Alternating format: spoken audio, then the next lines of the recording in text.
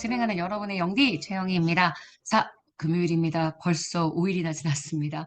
주제가 확확확 나가서 우리 오늘은 행정의 가치, 지난 시간 공익했잖아요. 오늘은 정의에 대한 내용부터 시작을 합니다. 밀리지 말고 매일매일 습관처럼 행정학 잘하시는 거 너무 중요합니다. 오케이? 가볼게요. 자, 롤스가 제시한 정의론에 대한 설명으로 옳지 않은 것. 롤스는 정말 빈줄이죠. 그리고 롤스는 표현이 딱 정해져 있어서 그렇게 문제에서 어려워하시지는 않는데 아시겠지만 이번 국가직이 너무 어려웠죠. 그래서 국가직처럼 만약에 문제가 출제가 된다면 표현 자체를 잘 알고 있는지 그거 볼 테니까 내용 잘 정리해 주셔야 합니다. 그리고 이 문제풀이는 지금 복습이에요. 아시겠지만 여러분들 이 문제풀이가 메인이 아니고요. 기회북서 그리고 또는 기본개념 발췌 수업 이런 거 들으시면서 같이 정리해 주셔야 합니다. 가볼게요. 자, 롤스는 사회계약설. 구성원들이 원초적인 자연 상태에서 계약을 통해 국가를 구성한다. 이게 사회계약설이에요. 정의도 마찬가지로 구성원들의 원초적인 자연 상태에서 지극히 합리적인 이성에 근거한 판단. 이게 정의다. 근데 그 합리적인 이성에 근거한 판단이 뭐였냐면 누구나 다 자유롭고 누구나 평등하고 기회를 똑같이 주는 것, 나중에 약자를 위한 배려를 하는 것까지 누구나 다 합의할 수 있다고 봅니다. 그래서 1번, 사회계약론 입장에서 정의의 원리를 도출하는 게 롤스의 특징이고요. 자, 맞는 선지입니다. 전제 조건으로 원초적 자연 상태라는 걸 이야기하죠. 원초적 자연 상태는 무지의 배일, 나의 상태에 대해서 아는 게 전혀 없습니다. 내가 어떠한 신분이나 사회적인 국적을 가질 수 있는지, 내 성별은 어떤지, 나의 경제적 상태는 어떤지 전혀 몰라요. 사람들이 이런 상태라고 이야기한다면 다들 합리적인 사람들이기 때문에 사회적 약자에게 베푸는 걸 당연히 동의할 거라고 생각을 하는 거죠. 그래서 맞는 선지입니다. 정의의 제1원리는 일단 모든 사람의 자유가 동일하게 있는 것, 기본적 자유의 평등 원리입니다. 이 원리가 바로 차등 조정의 원리고요. 차등 조정의 원리의 첫 번째가 기회균등, 두 번째가 차등. 그래서 사회적 약자의 편익을 최대화시키는 것, 최소 극대화의 원칙이 나타날 수 있게 만들어주는 것은 이 원리의 두 번째에 해당합니다. 그래서 여러분 지금 보시는 3번이 틀린 선지가 되고요. 롤스의 정의관은 자유와 평등의 조화를 추구하죠. 이런 중도적인 입장을 가지고 있었기 때문에 자유주의자, 그 다음 형평주의자 모두에게 현재 비판을 받습니다. 13번의 정답은 3번입니다. 자, 14번 볼까요? 행정의 수단적 가치는 아시겠지만 단독 문제 출제가 되는 경우도 있습니다. 하지만 선지들 이렇게 여러 가지를 가치 구성해서 출제하는 문제도 있기 때문에 일단 선지 문제를 중심으로 제가 문제를 풀어보려고 내용을 골랐습니다. 일단 배버, 그 애증의 배버, 그죠? 이번 국가직에 출제가 됐던 애증의 배버. 관료제를 진짜 형식적 합리성의 극치, 가장 기계적인 능률성이 잘 나타날 수 있는 이념적 그런 모델이라고 생각을 했죠. 그래서 관료제를 능률성이 가장 극대화될 수 있는 형식적 합리성의 극치로 설명할 수 있고요. 개인의 합리성 추구가 반드시 집단의 합리성으로 연결되는 건 아닙니다. 구성의 모순이라고 표현을 하고요. 요거 주장했던 학자는 사실 경제학자 중에 케인즈 얘기인데 사실 케인즈의 구성의 모순까지 뭐 굳이 다 볼 필요는 없을 것 같아요. 이번엔 그냥 이런 선지가 나왔다 정도. 합리성은 본질 가치보다는 수단 가치에 해당합니다. 사이먼의 실질적 합리성, 내용적 합리성이라고 표현하죠.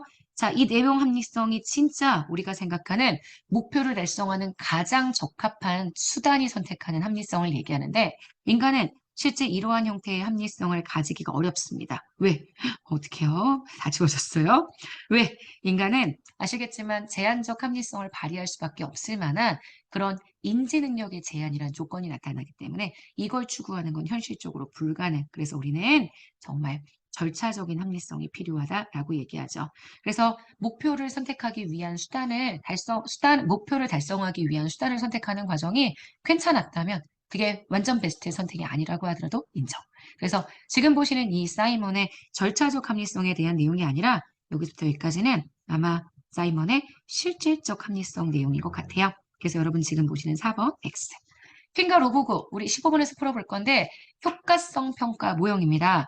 그래서 조직이 내부를 지향하느냐 외부를 지향하느냐 조직이 현재 구조가 유연성이 있는 구조냐 통제를 지향하는 구조냐 우리가 얘기하는 개방체제 모형은요 조직 자체, 외부를 강조하고요. 거기에 유연성이라는 걸 강조하는 모형이기 때문에 5번 맞는 선지가 됩니다.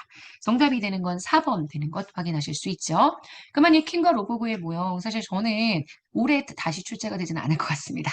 작년에 워낙 지방직에서 어려웠기 무료받았기 때문에. 하지만 그래도 모르니까 일단 좀 다른 문제를 연습을 해볼게요. 이번에는 제가 어떤 문제를 골랐냐면 퀸과 로보그의 모형의 기본 내용, 요거입니다. 2020년 국회직 8급에 출제가 된 내용입니다.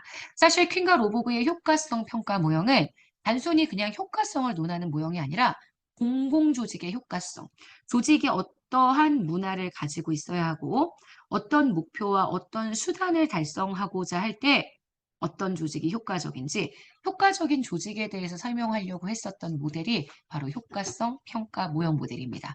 자, 이 모형은 한 조직, 특히 공공조직은 다양한 가치를 공유할 수밖에 없음에도 불구하고 기존의 조직이 조직 문화를 너무 단일 차원에서 접근했다는 그 한계를 극복하기 위해서 다중 차원 접근을 합니다. 그래서 얘네가 접근했던 다중 차원이 뭐냐면 내부를 강조하느냐, 내부에 있는 인간들 관리하는 것, 사람들 관리하는 걸 강조하느냐, 아니면 조직의 외부 과업을 강조하느냐.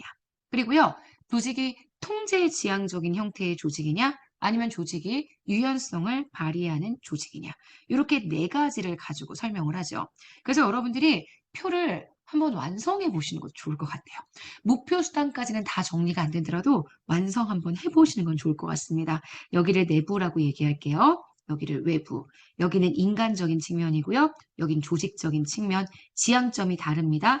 그리고 통제성, 유연성 이렇게 얘기하면 내부의 인간적인 부분들을 통제 중심으로 다루고자 한다. 이게 우리가 얘기하는 내부 과정, 계층제 모형이고요. 그 다음 외부적인 조직 통제 중심의 모형이다. 그러면 이게 우리가 얘기하는 합리적 목표 모형입니다. 인간적인 부분을 유연성 중심으로 정리한다면 이거는 인간관계 모형이 될 거고요. 유연성이 큰 조직, 근데 외부를 중심으로 움직이게 되면 이게 개방체제 모형이 됩니다. 매트릭스는 그 매트릭스 자체에 대한 정리가 잘 되는지 그걸 먼저 좀 보시고 난 다음에 글을 읽어도 읽으셔야 되는 그런 내용이기 때문에 이게 잘 정리가 되는지 그러고 난 다음에 조직이 달성하고자 하는 목표와 수단을 내가 잘 파악할 수 있는지 이걸 봐주시는 게 너무너무 중요합니다. 오케이? 자, 여기까지 보시면 우리 15번 문제까지 정리를 했고요. 지방직 자꾸 대잔치라고 읽어요. 50일 대작전, 대잔치 상관없습니다. 자, 5일차는 이렇게 마무리를 하도록 하겠습니다. 여러분, 금요일 불금입니다. 불타게, 정말 불타게 공부합시다. 아셨죠? 여러분, 오늘 하루도 정말 여러분 거고요. 금요일 잘 마무리해서 주말까지 열심히 달려봅시다. 자, 우린 또 내일 아침에 주말이지만 만나겠습니다. 여러분 너무너무 고생 많으셨고요. 우리 내일 아침에 만날게요. 안녕.